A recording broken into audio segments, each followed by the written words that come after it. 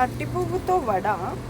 యాక్చువల్గా ఇది నేను రణమహర్షి గారి జీవిత చరిత్రలో నేను చూశాను.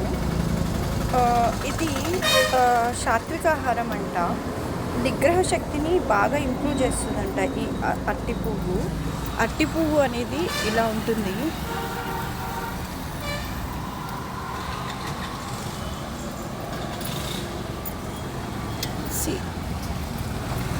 ఈ పైన ఇలా ఉంది. ఇవన్నీ అరటి పువ్వులు. అప్పుడు ఇది ప్రిపేర్ చేయడానికి இல்லை எண்ணெய் சேர்த்து எடுத்து போடு.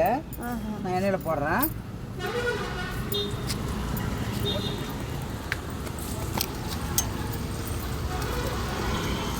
எண்ணெய் எண்ணெய் నేమమ్మా ஜெயா జయ. அதுக்குதான் எண்ணெய் எடுத்து போடுங்க, சேர்த்து போடுங்க. జయ చేస్తారు. ఇది రమణాశ్రమం ముందు ఉంటుంది.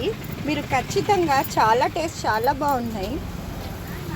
చూడండి, అప్పటికప్పుడు ఫ్రెష్గా ప్రిపేర్ చేస్తున్నారు.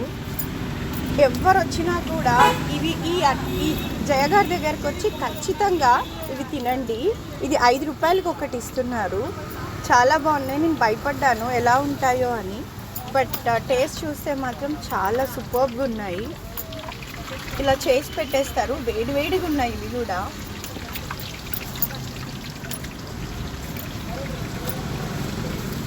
రెసిపీ ఎలా చేస్తారు అంటే చెప్పింది, ఒకసారి నేను కూడా ట్రై చేస్తాను.